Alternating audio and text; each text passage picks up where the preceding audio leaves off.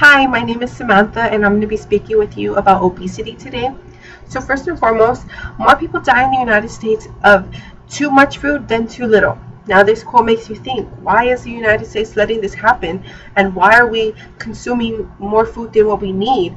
The United States shouldn't be dying because of too much food than too little. And this makes you think about other countries who don't have as much as we do and are dying because we're eating so much and they're not.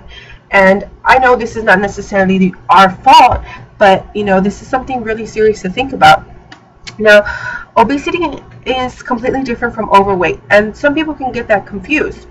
Being overweight is, having some fat on you, but it can also mean that you have a lot of muscle mass, which makes you overweight. Maybe you're taller than average and you just have a little bit more weight on you. Now, being obesity is strictly you have too much body fat on you, and that's completely different, and people tend to get those two mixed up.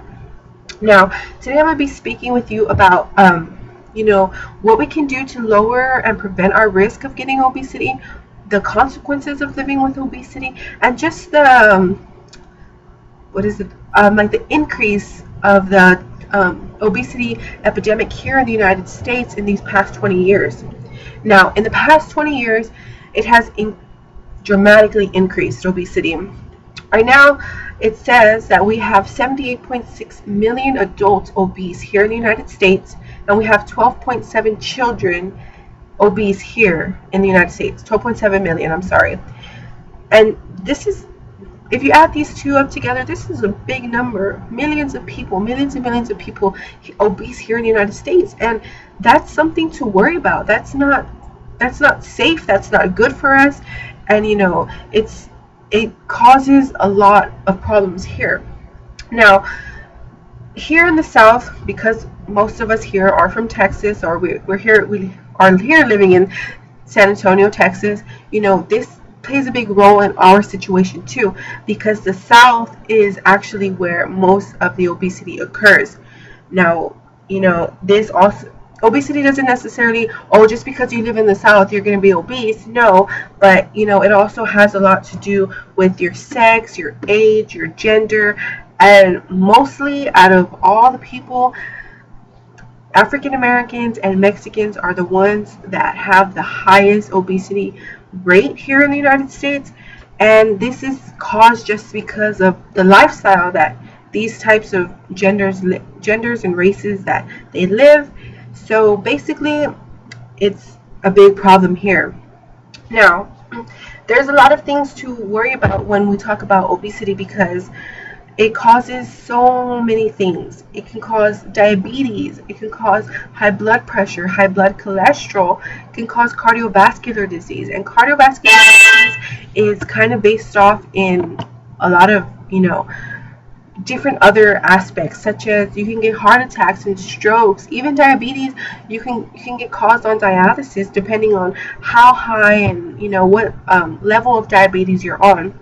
Now, if you are letting this, consume into your body, and it's just going to wear and tear your body out.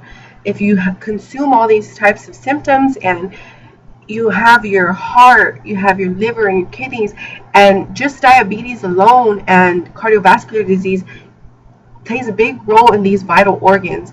And it's a big problem because eventually, if you wear and tear these organs out and there's nowhere else for them to, there's no other way that they can function, then it's really going to take a toll on our body. And what can we do after all these organs are completely shutting down? There's not much for us to do. I'm sorry. Now, a lot of people don't know is that obesity also can cause certain types of cancers, and we all know that cancer certainly leads to death, and that's not something we want to happen, because obesity is something that we can take care of. We don't have to live like that, and it's something that's very preventable if we just change our lifestyle, the way we eat, just take in some daily activity into our lifestyle, and it can drastically change the way we live, and we wouldn't have to live being obese. Now, there's so many things you can do to lower your risk of obesity and, kind of prevent yourself from getting obese. Now, for example, you're going to the store and you're going in circles and circles looking for the closest parking spot. Well, who cares? Just go park far. Take that extra walk. You know, go with your friends. Go walk in the park. You don't have to, you know, lift weights and run miles and miles. You know, it's better if you do. I mean, there's so many advantages of doing stuff like that. But just if you're not a very athletic person, doing certain things like that can help you out so much in the long run. Even if it doesn't feel like it is, it really can. And maybe if you do want to go ahead and take this real serious, you can even get diet regimens and exercise regimens where you can work out an hour a day. You can eat healthy foods, cut down on sodas, and drink water. There's so many things out there to do. And I know a lot of people say, oh, well, healthy food, is expensive, and, you can get $1 burger at McDonald's. Well, yeah, you can, but is that $1 burger worth it in the end when, you're kind of struggling for your life, you're obese, and you have all these crazy symptoms, and you're diagnosed with diabetes and cardiovascular disease? Was that $1 really worth it? So you got to take a lot of these things into consideration of what you're putting into your body, and it can really take a toll on you. So you really want to take care of your body.